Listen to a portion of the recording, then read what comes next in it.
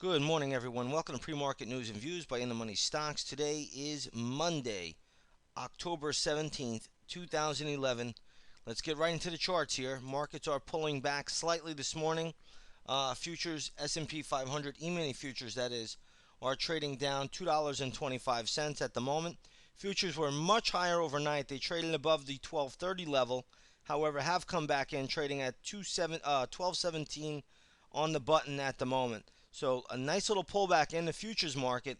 That can only mean one thing, that the U.S. dollar index seemed to catch a bid. And you'll see the U.S. dollar index right around 4 o'clock this morning started to move higher, move sharply higher into the 77.30 level. The U.S. dollar index, when it goes up, the markets will usually deflate, and vice versa. When it goes down, the markets will usually inflate. But in any case, U.S. dollar index futures are trading higher by 32 cents this morning, and you see the small little pullback coming into the S&P 500 E-mini futures. Now, there's a few things to talk about quickly, and then we'll get into some more charts. Last night, it looks like the Asian markets were up for the most part. You did have the Hang Seng up over 2%. The Nikkei was up 1.5%. However, the Shanghai index was only up 0.3%. Not really a major move there. In fact, the Shanghai index started out very, very strong, sold off, and then caught a little bit of a bid into the close. But nonetheless, it was still positive. Australia was up sharply, trading up 1.6%, but the Indian Sensex was lower. So you got to watch the Indian ADRs today. Indian Sensex started higher, but finished down by 0.3%. So stocks like Tata Motors, Infosys, all of these names need to pull back a little bit. Okay, they're extended. They're having trouble breaking out.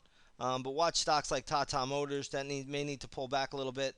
The IFN, which is the India fund, that also may need to consolidate a little bit from here. And then you have stocks like Infosys. These are all Indian ADRs. This here needs to pull back as well. So again, watch the Indian ADRs. They probably are a little bit on the weaker side. If the markets rally up, maybe they'll catch a bid. But at this stage of the game, let the Indian ADRs pull back. You'll get a better opportunity after a pullback to own those stocks. Okay, so all the Asian indexes were up last night with the exception of the Indian Sensex, which is a very important index, so we'll see how that plays out. But in any case, all the Indian ADRs, they need to pull back or consolidate, and that looks to be what they should do, or what they may be doing over the next few days. But other than that, all of the Asian markets very, very strong last night. Now, a lot of news coming out of Europe. Does it really matter? We could just follow the dollar and get the gist of it. But it looks like there's some discrepancies between Germany and the rest of the European Union as to about how much debt will be written down, especially in Greece. So we'll see. There's really no conclusions here, but nonetheless, the markets are holding up fine. The European indexes are down a little bit today. The French CAC 40 is just down 0.1%.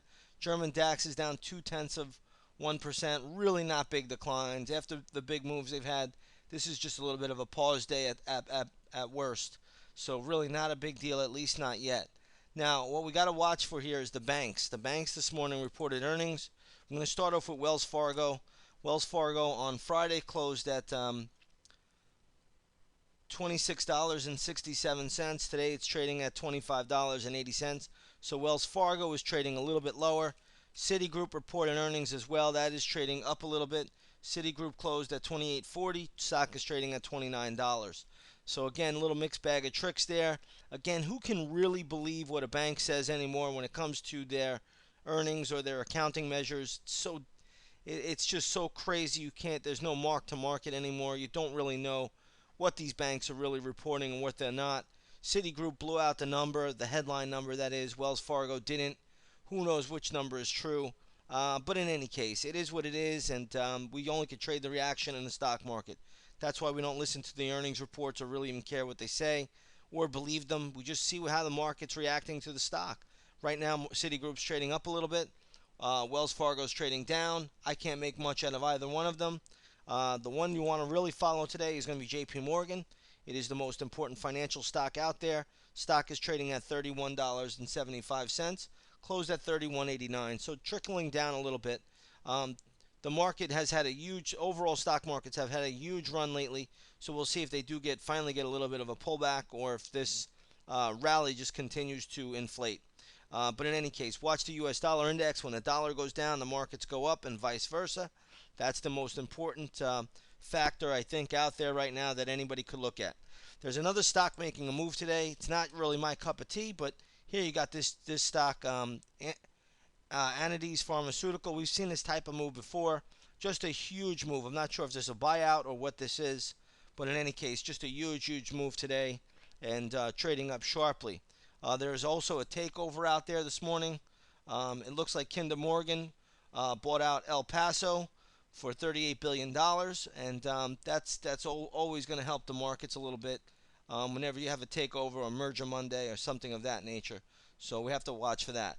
Lowe's Group is in the news today as well.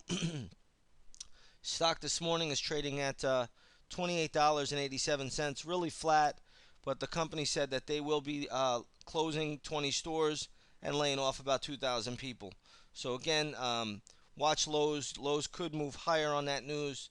I know it sounds negative for Main Street, but it's positive for Wall Street, and we'll see how that all plays out.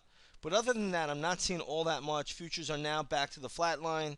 Really, and the European markets, excuse me, are holding up very, very well today. So really looks just like a flat open. That's what we're going to see. May make for a good scalp trading market this morning. So that's what hopefully we'll come across. Now a couple of other things, and then we'll end this quick pre-market video. Take a look at the USO. That is trading at 33.65. USO closed at 33.87.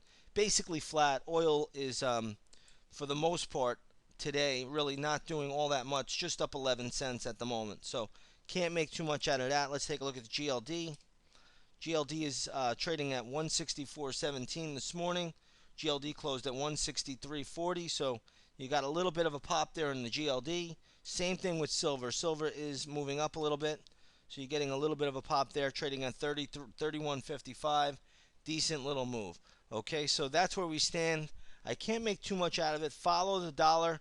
The dollar will tell us everything we need to know.